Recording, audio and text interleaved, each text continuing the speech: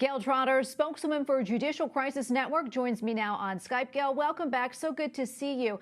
Judicial Crisis Network has supported Justice Barrett's nomination really from the very beginning. What does her addition to the High Court represent from a legal perspective?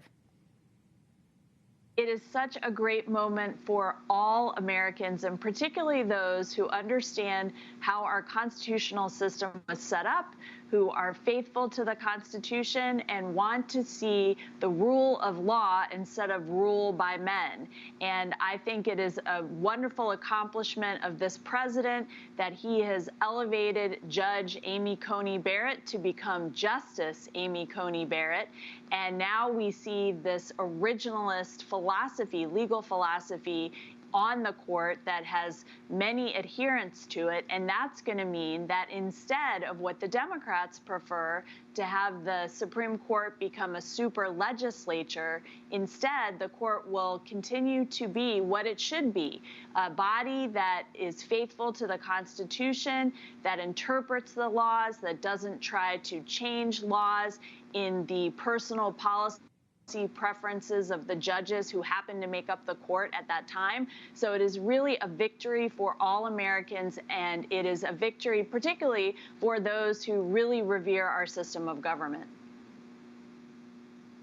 Gayle, last night, Justice Barrett pledged to carry out her duties as a Supreme Court justice, quote, without any fear or favor towards the other branches of government or her own beliefs, something that we have heard from her repeatedly throughout her Senate confirmation hearings. What did you think of that statement, and what type of message do you think that sends to those who maybe still have their doubts about her?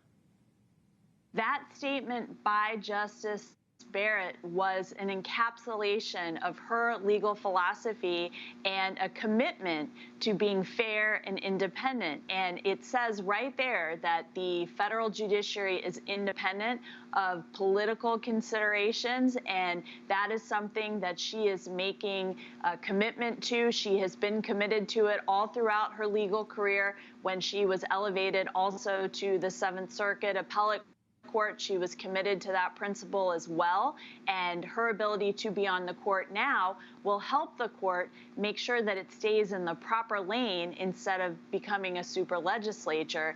And I think Justice Barrett is so inspirational to so many people across the country, particularly women of faith, particularly women of faith who also value family, and her ability to accomplish all this with impeccable legal credentials, with extremely high intellect. She will be a force on this court for decades. And I think that you will see very well-reasoned opinions coming from her on the issues that are before the Supreme Court. And I think that she has a chance of being President Trump's greatest legacy from his first term. Gayle, you mentioned family, and I want to talk about that on a personal level. Justice Barrett is the first mother of school-age children to sit on the Supreme Court and only the fifth woman to do so. What do you think that moment represents for women and girls across the country?